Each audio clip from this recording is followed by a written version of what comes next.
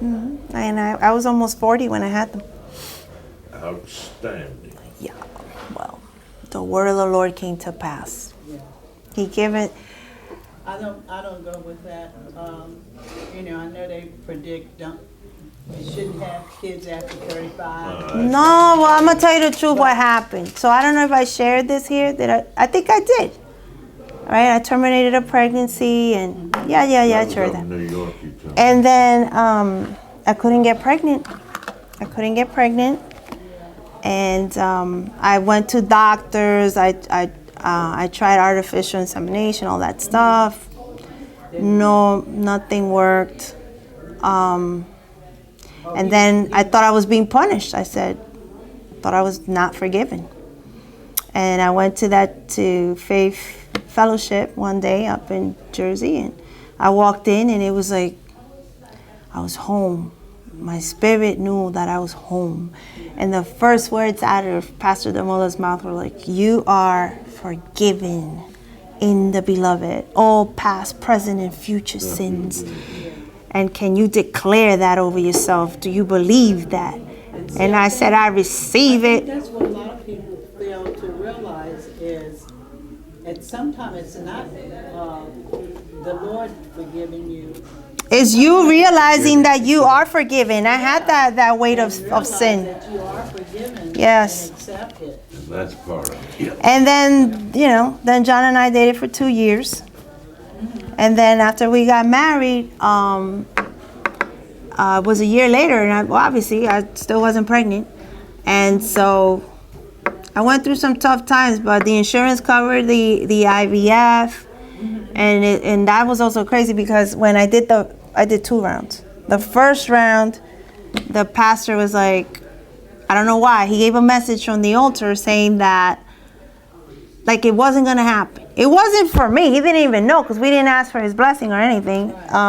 But he said that, and I was not happy that day. I left that place. I was upset, and then, The bomb's okay? Sí, está perfecto. Tú me oyes a mí porque yo, imagínate. I can hear you, but I know. I'm getting a little excited. And what was I? Oh, so yeah, no, I second round because the first eggs that they retrieved, they didn't make it they didn't develop, and then the second round we got a copy of Andrew Womack's book. And then I read that. It was about faith and grace. And then I went up to the pastor. We went up together, and pastor's wife laid hands over my belly, and she prayed. And so at the end of the service, we have worship at the end, and then the worship leader always sing, declare it, believe it, receive it. Yeah.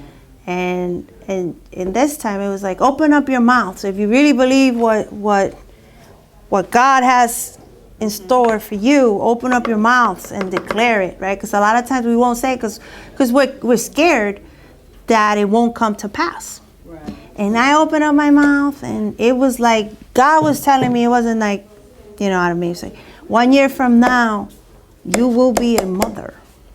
Yeah. And man, I tell you, so the year went by, and we went through the procedure again. And when it was time to put the eggs back in, it wasn't. I had forgotten that. It was a year from that day. And so the doctor calls me, and she says, "Oh, I know I hate to do this to you guys, but something's come up, and we're not going to be able to put the eggs back in on that date. It's going to have to be in September." And I was like, "Oh, that's not fair." You're waiting all this time, and then You were pregnant. So finally I go in for the day that she says. I go in, fine. And they tell you now you have to wait. Now you have to wait 2 weeks to see if the eggs have attached themselves. And I couldn't wait. Patience, I'm still in that test. So I went next door. I got a test, a pregnancy test, and I went to the bathroom. I was at work. I said, I gotta know. I have to know. Yeah. And then I saw the little faded pink line, and I was like, and then I remembered. It all came back to me. Praise you, Lord. And I fell to my knees in the bathroom. I was like, praise you, Lord. It was a year to the day. Yes, came to pass. Then I called him and blah, blah, blah. And then when I went to the doctors to see, I'm like, they run the blood test on you to see where your levels are of a word I can't remember right now. And mine were through the roof. And she said, oh, well, I have good news and great news. And I said, well, what's the good news? I already knew. She goes, congratulations, you are pregnant. And I said, oh, thank you. I already knew.